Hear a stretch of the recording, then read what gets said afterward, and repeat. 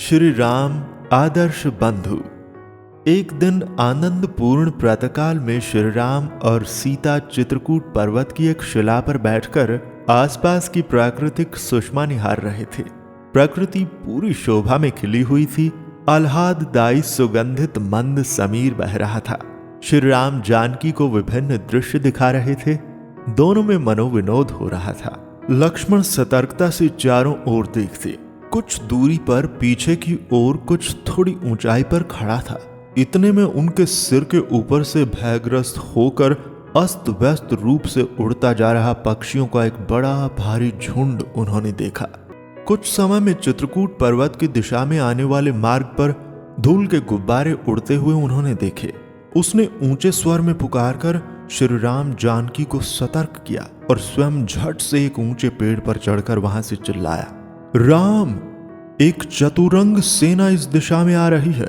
अब मुझे उनके ध्वज और पताकाएं भी स्पष्ट दिखाई दे रही हैं। एक सजे हुए हाथी पर अयोध्या का ध्वज सबसे आगे मुझे दिख रहा है। राम, हमें पूरी तरह समाप्त करने के लिए भरत प्रचंड सेना साथ लेकर आ रहा है। सावधान राम, सावधान। पेड़ से बड़ी फुर्ती से लक्ष्मण उतरे और राम के पास आकर कहने लगे, भरत की सारी सेना को रोकने में मैं समर्थ हूं। सिर्फ सेना ही नहीं, आज स्वयं भरत भी इस लक्ष्मण के बाणों का प्रताप देखे। अरे लक्ष्मण, क्रोध में ऐसा उतावला व्यवहार मत करना। मामा के घर से लौटा हुआ भरत अवश्य ही हम सभी से मिलने आ रहा है। उसके मन में कपट अथवा दुर्भाव नहीं है। तुम निश्चिंत रहो। राम, इस भरत के कारण ही तो आप राज्य से वंचित हुए। भरत हमारा शत्रु है। उसका वध करने में मुझे कुछ भी अनुचित नहीं लग रहा है।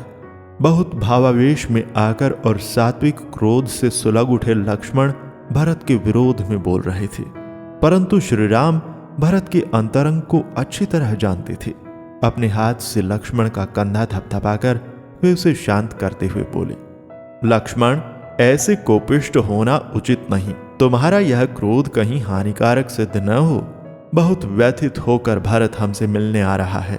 तुम यदि इस तरह राज्य की अभिलाषा करते रहोगे तो मैं भरत से कहूंगा कि अयोध्या का राज्य लक्ष्मण को दे देना।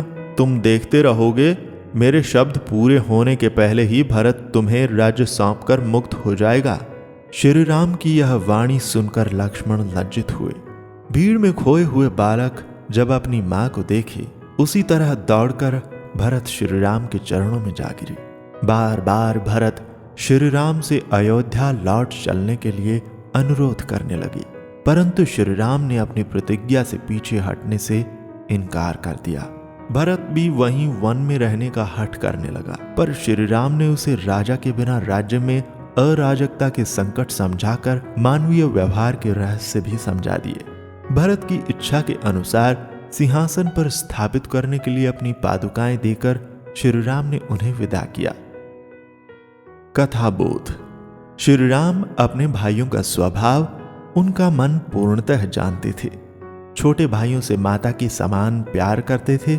इसी कारण उनके भाई भी उनके एक शब्द के सम्मान में अपने प्राण न्यौछावर करने के लिए तत्पर रहते थे और प्राप्त हुआ साम्राज्य भी घास के तिनके के समान तुच्छ मानकर ठुकरा देते थे। हम जब दूसरों से प्रेम करते हैं, उनके अंतर में प्रविष्ट होकर उन्हें अपना बना लेते हैं, तभी वे भी हमसे वैसे ही प्रेम करते हैं, हमारे लिए कष्ट सहते हैं। हम भी श्री राम के समान अपने भाई बहनों से प्रेम कर सकते हैं।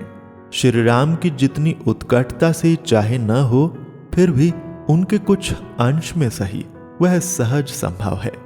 श्री राम जैसा आदर्श भ्राता हम भी बन सकते हैं। हमारा आदर्श भाई या बहन बनना कठिन या असंभव निश्चित रूप में नहीं है।